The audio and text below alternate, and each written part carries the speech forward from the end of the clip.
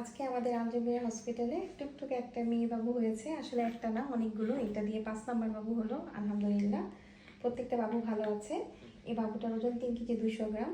তবে একটা জিনিস হচ্ছে, যেটা শীতকালে আমি এর আগেও দেখেছি, যে শীতকালে প্রি ম্যাচিউর বেবি কিন্তু অনেকেই হয়। তো আমাদের এখানে আজকে প্রি ম্যাচিউর বেবিও হয়েছে, মানে ওনার সময়ের আগে হয়ে গেছে 35 উইক্সে। আরেকটা ভর্তি হয়েছে 34 উইক্সে। তো আসলে লেবার পেনে চলে গেলে তো আসলে কিছু করার নেই আমাদের, এটা আসলে আল্লাহ প্রদত্তভাবে হয়। তারপরেও অনেক সময় দেখা যায় 7 মাসের বাচ্চাও কিন্তু অনেক সময় ভালো থাকে নর্মাল ডেলিভারিতে হলে, 8 মাসের বাচ্চাও ভালো থাকে। এখন এটা আসলে আল্লাহর উপরে ডিপেন্ড করে। তো আমাদের আজকে একটা প্রিম্যাচিউর বেবি হয়েছে। সবাই বাবুটার জন্য দোয়া করবেন যাতে বাবুটা সুস্থ থাকে, বাবুটা যাতে সুস্থ হয়ে যায়। কারণ প্রিম্যাচিউর বেবির ক্ষেত্রে অধিকাংশ ক্ষেত্রেই দেখা যায় যে ইনকিউবেটর লাগে। তো বাবুটা ইনকিউবেটরে আছে, সবাই বাবুটার জন্য দোয়া করবেন। আর আরেকটা বাবু ভর্তি হয়েছে 34 উইকস, ওটা হচ্ছে প্রিম্যাচিউরই হবে আসলে। আমি যদিও বলেছি যে যেখানে ইনকিউবেটর আছে আপনারা ওখানে গিয়ে ডেলিভারিটা করান, কিন্তু ওনারা এখানেই করাবে।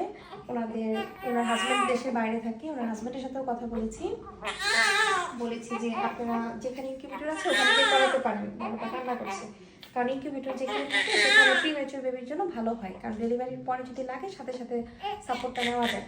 কিন্তু আসলে ওনারা ভরসা পায় না, ওনাদের কথা যে আগে নর্মাল ডেলিভারিটা হোক, তারপরে বেবি নিয়ে আমরা ইনকিউবেটরে যাবো, কোনো সমস্যা নেই। তো আমি আসলে পেশেন্টের জন্য যেটা বেটার হয় সেটাই সাজেস্ট করি। আর অবশ্যই 7 মাসে 8 মাসে ব্যথা উঠলে সেটা অবশ্যই নর্মাল ডেলিভারি হওয়া সব থেকে বেস্ট। নর্মাল ডেলিভারি হলে দেখা যায় অনেক ক্ষেত্রে বাচ্চা স্টেবল থাকে।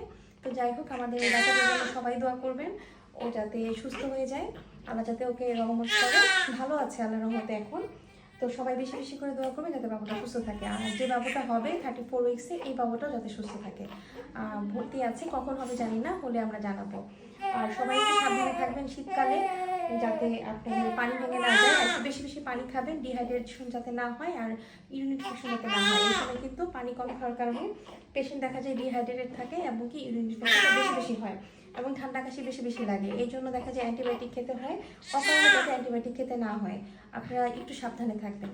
তো ভালো থাকবেন, সুস্থ থাকবেন, সবাই আজকে হসপিটালের সাথে থাকবেন এবং দোয়া করবেন। আল্লাহ হাফেজ, আসসালামু আলাইকুম।